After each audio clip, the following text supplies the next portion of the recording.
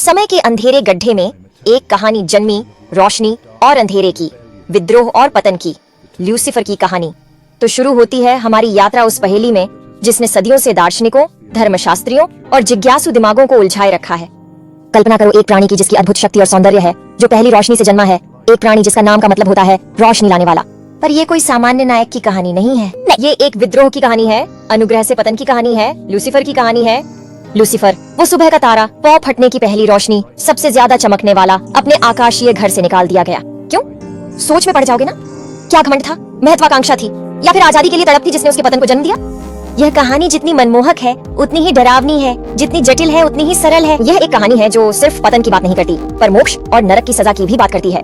यह एक ऐसी कहानी है जो हमें भलाई और बुराई, सही और गलत, रोशनी और अंधेरे की असली प्रकृति पर सवाल उठाने को मजबूर करती है।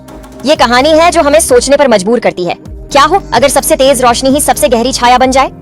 स्वर्गीय ऊंचाइयों से लेकर आग की गहराइयों तक लूसीफर की यात्रा सबसे ज्यादा दिलचस्प कहानी है।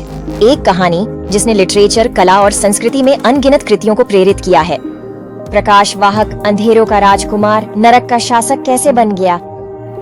लूसीफर सुबह का तारा, प्रकाश का संचारक, कभी सभी फरिश्तों में सबसे बड़ा सुंदर था। स्वर्गीय दुनिया में जहाँ दैवीय प्राणी बसते हैं, वहाँ एक फरिश्ता था जिसने सबको पिछाड़ दिया, लूसीफर। उसका नाम उसकी चमक की गवाही, प्रकाश लाने वाला का अर्थ रखता है। लैटिन में लूसीफर के लिए ऐसा नाम उपयुक्त था क्योंकि कहा जाता है कि उसने स्वर्ग को अपनी चमक से प्रकाशित कर दिया। उसका अस्तित्व ही प्रकाश और आशा की किरण था। लूसीफर सिर्फ फरिश्ता नहीं, पर एक अर्चनगेल थे, स्वर्गीय पदानुक्रम की सबसे ऊंची रैंकिंग में से एक। उसकी सुंदरता की कोई तुलना नहीं थी, उसका आकर्षण अनिरोध्य था। वह हर एक कीमती पत्थर से सजा हुआ था, लाल, पीले रत्नों और हीरे के गहनों से जड़ा हुआ। उसकी उपस्थिति ही दिव्य कौशल का प्रमाण था।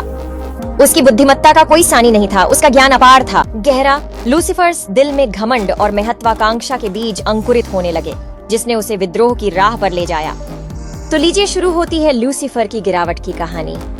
लूसीफर जो कभी रोशनी का वाहक, मॉर्निंग स्टार था, उसके दिल में खतरनाक बीज, घमंड और महत्वाकांक्षा का बीज जड़ें जमाने लगा। ये बीज एक बार बोया गया, उसे अंदर से खा जाने लगा। उसकी रोशनी कम होने लगी जैसे जैसे उसका दिल काला पड़ गया।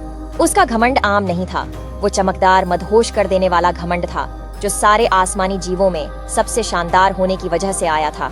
उसकी महत्वाकांक्षा भी असाधारण थी। वो महत्वाकांक्षा थी दैवीय क्रम को पछाड़ने की, खुद को सबसे ऊपर, यहाँ तक कि रचयिता से भी ऊपर उठाने की। जैसे जैसे ये घमंड और महत्वाकांक्षा के बीज जमीनी स्तर पर पकड़ बनाने लगे, लूसीफर्स वफादारी डगमगाने लगी। वो दैवीय क्रम को, जो सृष्टि के शुरू से ही था, सवाल करने लगा।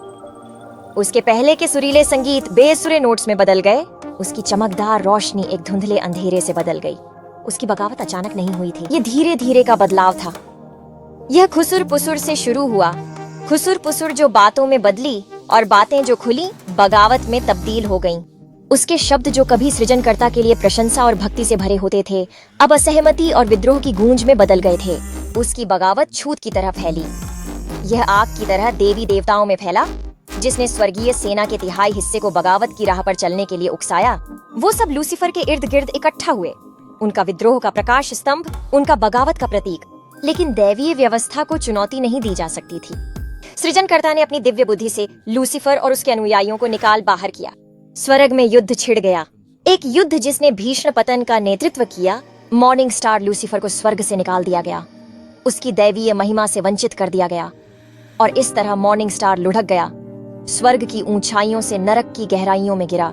उसका प्रकाश बुझ गया, उसकी महिमा क्षीण हो गई। लूसीफर अब नहीं रहा। रोशनी के वाहक पर अंधेरे के राजा, बुराई की मूरत, गिरे हुए फरिश्ते। अपने पतन की राख से लूसीफर ने फरिश्ता नहीं बल्कि पाताल के राजा के रूप में उदय पाया। उसका रूपांतरण सिर्फ सत्ता में बदलाव नहीं, बल्कि उसके पूरे अस्तित्व का परिवर्तन था। वो अब रोशनी के फरिश्ता नहीं रहे, बल्कि अंधेरे के शैतानी राजा बन गए। अंधेरे के दिल में लूसीफर ने अपनी नई सल्तनत पाई।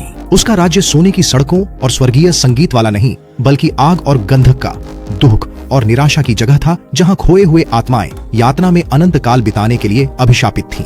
फिर भी वो एक राज्य था, और वह उसका निर्विवाद बादशाह था। उसका अनुग्रह से पतन उसे शक्तिहीन नहीं छोड़ा था, बिल्कुल उलट था। उसकी शक्तियां उन्नत हुईं, उसके नए वातावरण की नीच प्रकृति के अनुसार ढल गईं। उसमें क्षमता थी कि वो अपने साम्राज्य के ताने बाने को बस सोच से ही मोड़ दे, ज्वालाओं और यातनाग्रस्त आत्माओं को नियंत्रित करे। उसका प्रभाव एकदम पक्का था, उसके राज्य में कोई चुनौती नहीं थी। लूसीफर का राज उसके पहले के अस्तित्व से बिल्कुल उलट था। वो कभी सबसे ऊंचे आसमानी दरबार में सेवा करता था, जहां शुद्धता और प्यार एर गैर था, लेकिन पाताल की गहराइयों में उसे अंधेरे और हताशा ने घेर रखा था। उसके दरबार में राक्षस और भटके हुए आत्माएं भरी पड़ी थी। उसके हुक्म मोहब्बत और क्षमा के नहीं, बल्कि सजा और बदले के होते थे। उसका कभी चमकीला रूप अब एक भयानक पहलू ले चुका था। उसकी फरिश्ताई खूबसूरती की जगह अब एक डरावनी शक्ल आ चुकी थी, एक प्रमाण पत्र जैसे उसके पाताल पर अधिकार का। उसकी आंखें जो कभी प्रकाश से भरी थीं, अब एक अशुभ आग से चमक रही थीं। उसके पंख जो कभी सफेद और निर्मल थे, अब काले और धमकाने वाले हो गए थे। इस भयानक परिवर्तन के बाद भी लूसीफर को अपनी नई भूमिका में ताकत मिली थी। वो राजा के तौर पर अपनी पोजीशन को खुले दिल से स्वीकार करते हुए कड़ी मुट्ठी से शासन करता था। उसका राज एकदम पक्का था। उसका कहा हुआ हर लफ्ज़ कानून बन जाता था। आसमान से गिरकर भी वो पाताल में उठ खड़ा हुआ था। नरक की आग में लूसीफर ताकत का सिकंदर बन के राज करता था, जो कि उसके पहले के स्वर्गिक जीवन से बिल्कुल जुदा था। उसकी कहानी एक डरावना सबक है, ताकत के दोहरे स्वभाव का और उसके बदलाव का जबरदस्त उदाहरण। ये कुछ अंजाम दे सकता है। लूसीफर गिरा हुआ फरिश्ता ने मानव संस्कृति और धर्म में एक अमिट छाप छोड़ दी है। उसकी कहानी जो रोशन खूबसूरती की है, जिसे अनियंत्रित महत्वाकांक्षा ने दागदार बना दिया, सदियों से सुनाई जा रही है, हमारी सामूहिक चेतना के ताने बाने में समा गई है। साहित्य में लूसीफर एक दोषपूर्ण एंटी हीरो का उदाहरण है। जॉन मिल्टन्स पैराडाइज लॉस्ट उसे एक दुखद पात्र के तौर पर चित्रित करता है। उसकी महत्वाकांक्षा उसे बर्बादी की राह पर ले जाती है, घमंड की विनाशकारी शक्ति के खिलाफ एक चेतावनी। डांटेस इन्फेर्नो में कहीं और लूसीफर विश्वासघात का परम प्रतीक है, नरक के सबसे गहरे चक्र में जमा हुआ धोखे के नतीजों की एक साफ चेतावनी। लिखित शब्दों से परे लूसीफर्स प्रभाव ने कला की दुनिया को भी आकार दिया है। उसके पतन को कई पेंटिंग्स, मूर्तियों और स्टेंड ग्लास खिड़कियों में दर्शाया गया है। हर एक इंसानी संघर्ष की पड़ताल है, नैतिकता और कुविचार के बीच, दिव्य और लोकधर्मी के बीच। धर्म में लूसीफर को अक्सर बुराई का अवतार माना जाता है, वो परीक्षक जो मानवता को भटका देता है। कुछ व्याख्याओं में उन्हें ज्ञान का प्रतीक, सच्चाई और ज्ञान का वाहक भी माना जाता है, जो दिव्य व्यवस्था की सत्ता को चुनौती देता है।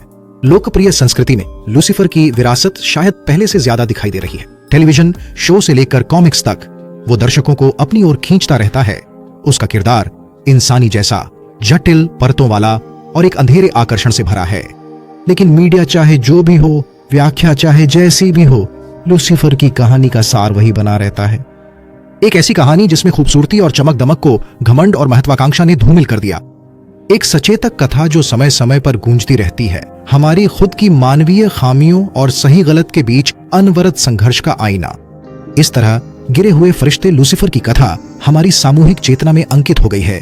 घमंड और महत्वाकांक्षा के खतरों की एक भूतिया याद दिलाती रहती है।